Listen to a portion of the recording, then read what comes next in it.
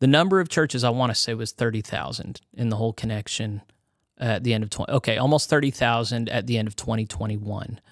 Now, so far, I don't have current tallies.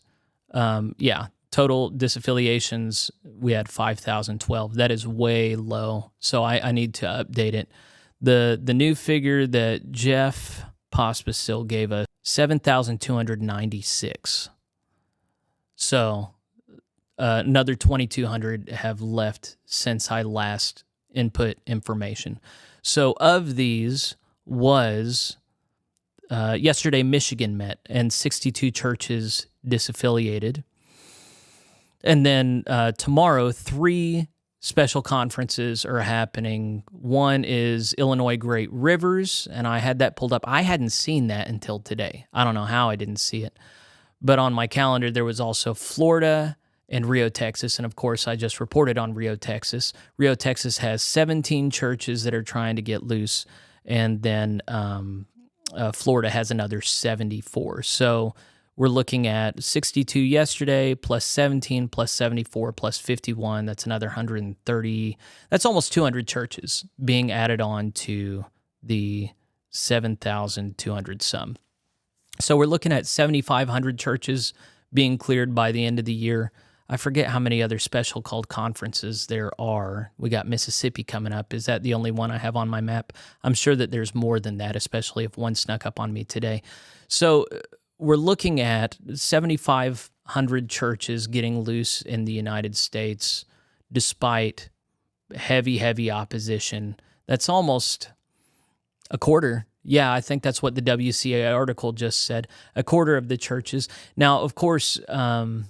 I want to say, Dan Dalton, that lawyer, he said that 75% of the money is now gone. I think that's what he said. I don't know how he would know that.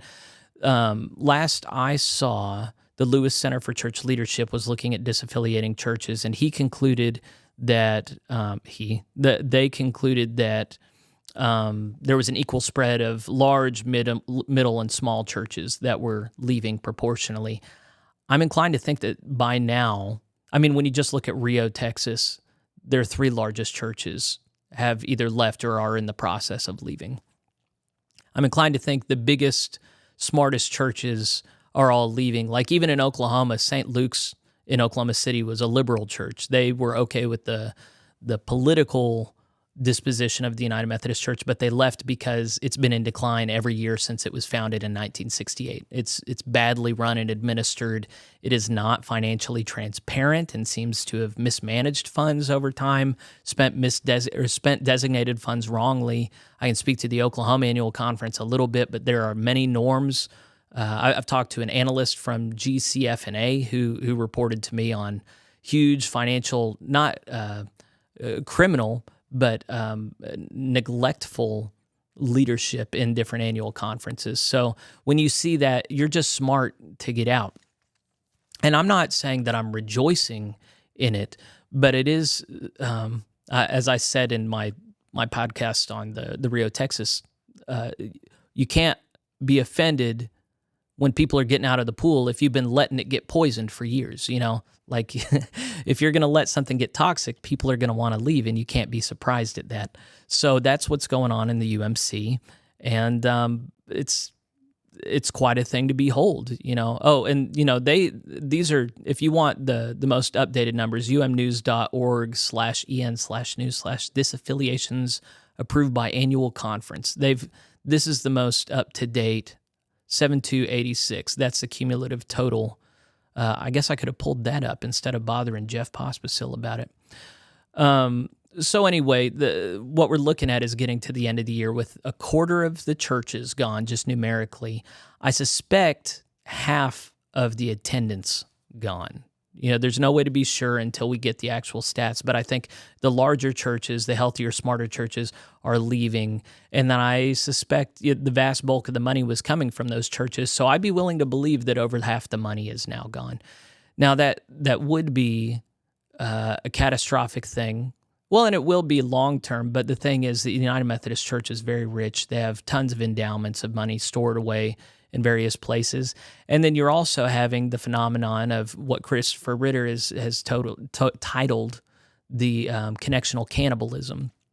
And so if you ever saw my coverage of Surf City Methodist Church being closed in CalPAC annual conference, there are funds like what they have called the Phoenix Fund, which are endowments that are going to be fed by the liquidation of high-value properties that they then sell off. And so that seems to be what was behind this most recent closing of Trinity United Methodist in Eugene, Oregon, which was a reconciling congregation. Well, it was worth a lot of money, and they're now liquidating assets to buttress the loss of all these rich churches that were paying into the system. So they are going to continue to metabolize members of the UMC so that they can maintain what they have built indefinitely with this huge bureaucratic superstructure. And you're going to see that they continue to prioritize American sources over non-American sources as well. I think those are my closing thoughts on these disaffiliations. I do think we need to pray.